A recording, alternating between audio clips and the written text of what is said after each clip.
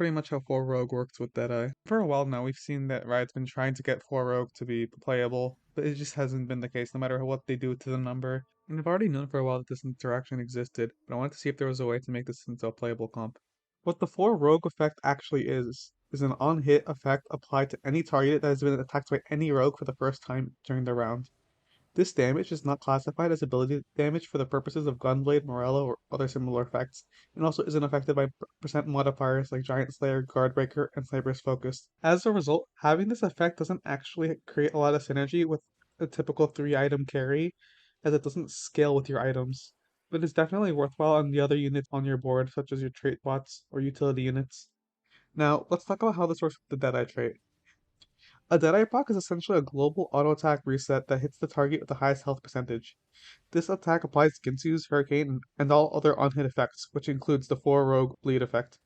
This proc in combination with 4 Rogue would allow for more targets to be hit with the effect early on, which leads to more upfront damage for your team. In order for this synergy to work, you need to have at least 4 Rogue and 2 Deadeye active. Additionally, you would need to somehow acquire either a Rogue emblem or a Deadeye emblem, as the unit would need to have both traits for this to work. It's actually quite hard to say which emblem is preferred, as placing a Deadeye emblem on a rogue is going to increase the unit's range and their mana generation, but comes at the cost of reduced board flexibility, as you have to play all 4 rogue units. Placing a rogue emblem on a Deadeye will essentially give them a free Edge of Night, except after it's procced, it'll send the unit forward, so it'll essentially int them into the enemy team once they're going to be targeted again. The one exception to this would be Urgot, as he actually likes being inted forward, as he likes being surrounded by enemy units. I've found 2 boards with this strategy that have had a surprisingly good amount of success. The first comp is one that revolves around rolling for Jin, Viego, and Zed 3-star at level 5 and 6. This board is good if you have a lot of Samira or Kale rerollers in your lobby, as you'll be more likely to hit your units.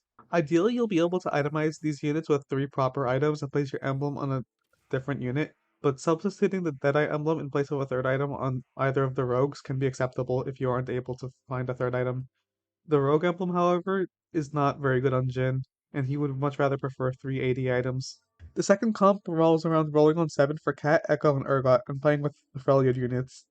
Again, both rogues can use the Deadeye emblem, but Cat gets kind of funky with the extra range as she just jumps all over the board and constantly changes targets.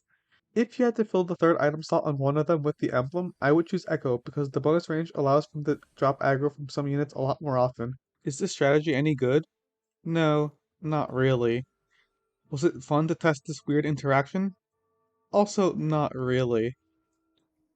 At the end of the day, it's not terrible. It's probably the best usage of 4 Rogue that you can get, but even then, it's just not really worth playing unless you want to have a little bit of a goofy game. But for those of you who are curious, now you know. Please like and subscribe if you want to see some more stuff from me.